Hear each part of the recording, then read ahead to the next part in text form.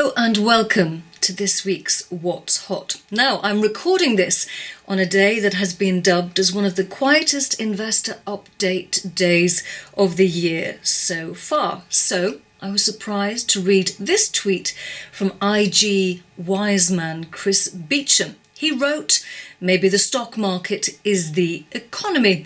Dangerous thoughts indeed, Chris. Well, answers on a postcard, please, because we know that the markets run on fear and greed and it's emotional. So is this a suitable metaphor or literal explanation of the economy? Well, don't go away just yet to write your answers on a postcard because still a lot has happened and a lot is scheduled to happen. So on Tuesday, it was a horribly transparent update from Land Securities. An annual loss of over £800 million, 10% of its office space being used, writing down property values by over £1 billion. And then this waste of words stating the bleeding obvious. The new chief executive, Mark Allen, who only took over last week, says the group will use the coronavirus crisis to step back and assess the long-term strategic direction of the business.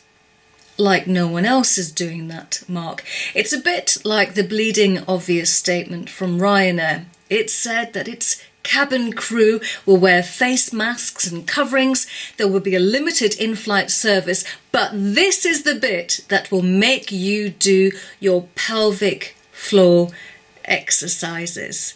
Queuing for toilets will also be prohibited on board, although toilet access will be made available to individual passengers upon request. Now, I think that this is Ryanair's revenge for the furore way back in 2009 against their proposed fee of charging £1 to empty your tuppence. So there you go, revenge, 11 years in the making. Now, if you don't need to fly, then you can cycle instead. So much easier to hop off and have a pee behind the bushes, though I don't really recommend this as it might outrage public decency. But this is where Halfords comes into its own. Decent rally in the share price, and if your bike has been languishing in your shed or garage or outside, then Halfords will perform a 32-point check on your bike for free. Now, this is not to be confused for the 5-point palm exploding heart technique that so many of us have been practicing during the lockdown when your beloved starts to get on your nerves.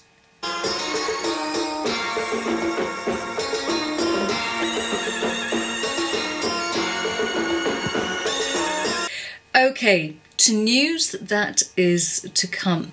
Wednesday and Thursday we hear from TUI and W.H. Smith respectively. Now, if you're one of my viewers in China, you'll know that TUI is offering trips to the mountains and beach resorts in China, which sounds very nice. W.H. Smith, meanwhile, we know that last month, April, the company raised almost £166 million from investors.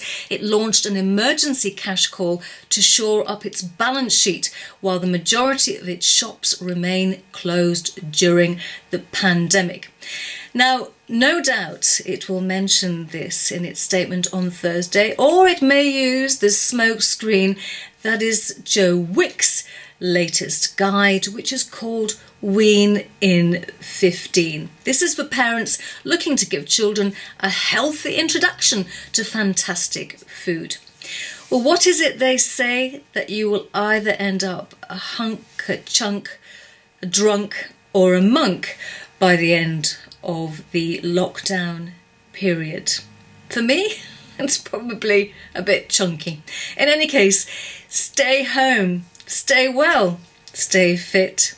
Same time next week.